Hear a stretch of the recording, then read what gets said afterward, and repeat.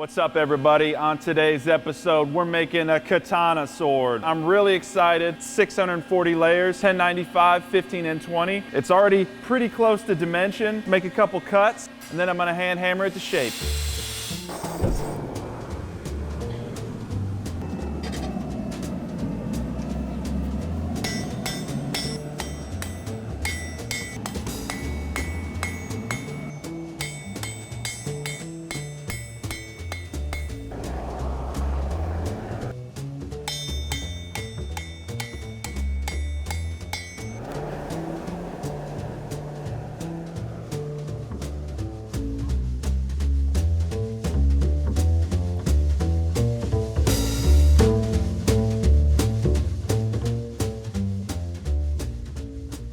Finally time, we're ready.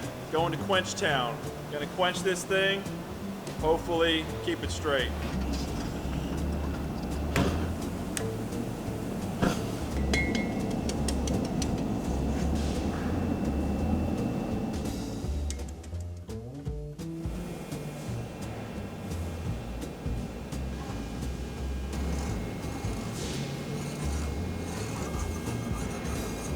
Hell yeah!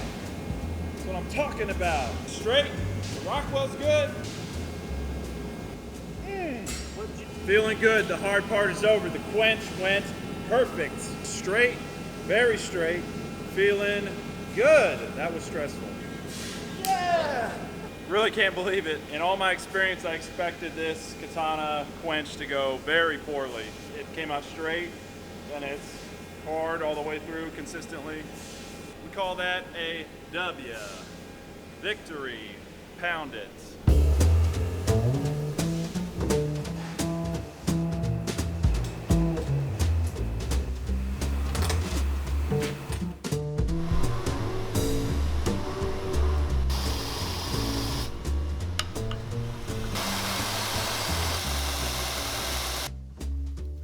So I've used up all my low grit belts right now, and I'm not gonna wait around for more to come in. I have to switch over to a 120 belt. A little high to still be taking off a lot of meat, but you know what? We're just gonna use it and try to get this sword flat, which is a big pain in the butt to get it smooth and even all the way down this long curved sword. So I'm just gonna switch over to hand grinding just for a little bit, and then probably come back over here and finish up on the 72.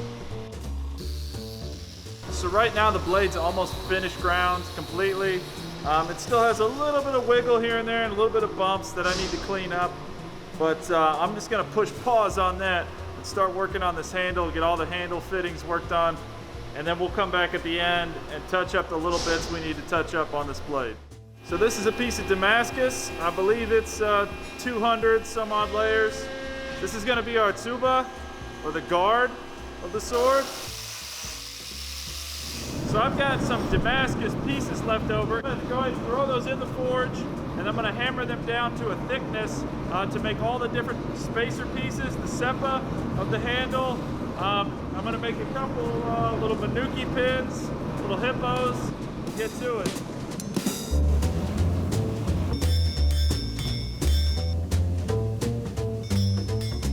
So in traditional Japanese sword builds, there are these manuki ornaments, and they sit underneath the handle. It's usually a family crest or something to do with the smith or the family that the sword's going to. So for me, my own personal little crest, I'm gonna carve out a couple Damascus hippos that are gonna sit right underneath the wrapping, and it's gonna be pretty sweet. So all these little pieces that are going into the handle, they're all Damascus steel, so I have to clean them up. I have to get them perfectly polished so that when they go in for the etch, they come out clean and beautiful. These are two pieces of red oak wood. They're just gonna be the handle. I'm gonna chisel them out, glue them together, recess them. Woo!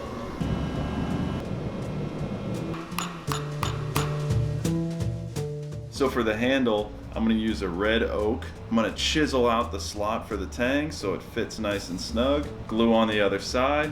And once the glue is dried, I'm gonna have to sand this thing down to shape. So one of the biggest challenges with this build is that there's so many little pieces that go into the handle, and they all have to fit perfectly, and all the dimensions and the lengths have to fit perfectly up the tang. Now I'm gonna try my best to do it in a traditional way where only a single pin is going to hold all this together. In traditional Japanese sword making, there's usually an underlayer from the wrap that is like shark skin, ray skin, a different colored material. Now for this build, I'm going to just leave the oak underneath the leather wrap. And what I'm going to do is burn the oak and then dye it red and seal it. So we'll have this awesome like blood red with black veins running through it that'll show underneath our leather wrap, and should be pretty sweet. Now normally all the pieces on the katana handle, all the little different sections and spacers and guard are made out of, say, a copper, something soft that can be hammered, that's malleable, that can be worked cold. Now we're gonna do something crazy, something awesome. All of those pieces are gonna be made out of hundreds of layers of Damascus steel. But because it's steel, I'm gonna have to hot work it. So it's gonna be a little interesting. I'm gonna have to make some templates of the sword tang, of the wooden handle, so I can literally hot work and beat these pieces around to shape without ruining the blade or the handle.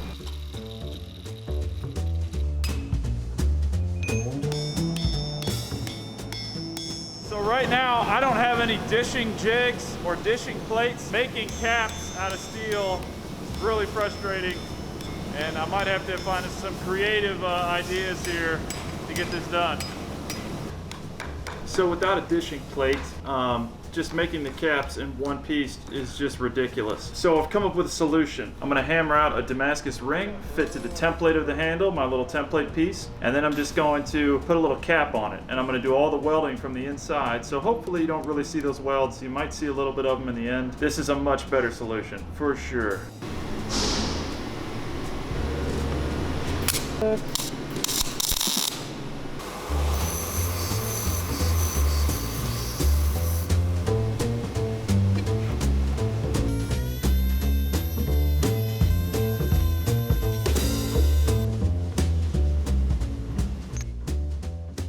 Once I have all my pieces roughly cut out and assembled here, I'm going to start slotting all these pieces to fit up this handle perfectly and snugly.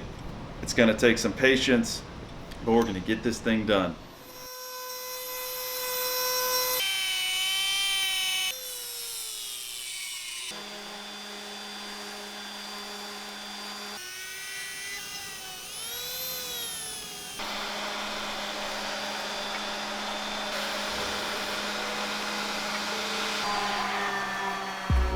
So all these handle pieces are Damascus steel, but I want to bump it up a notch.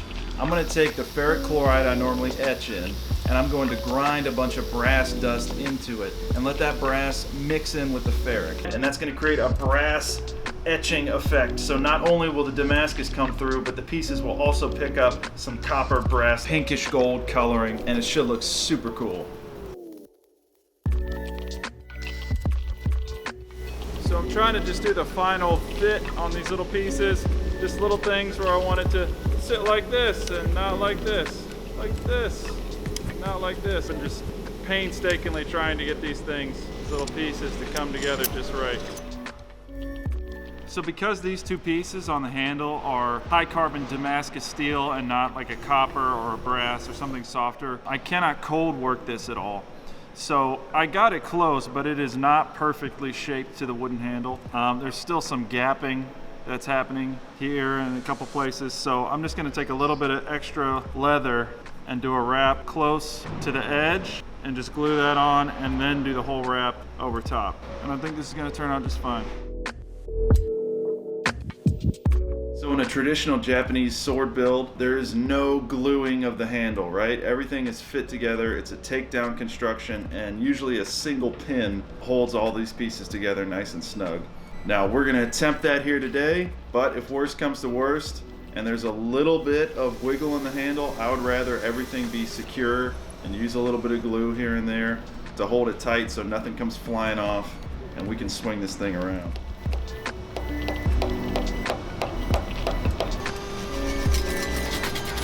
So everything's finally coming together. The handle's wrapped, all the pieces are in place. I'm gonna do a final etch on this blade to get it nice and dark, and then we're gonna see what this thing can do.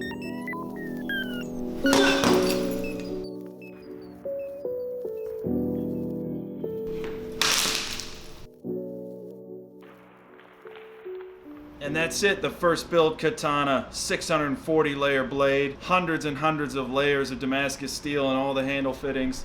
This thing was a bear. I'm very happy with how it turned out. Overall, a wicked piece. Super happy with it.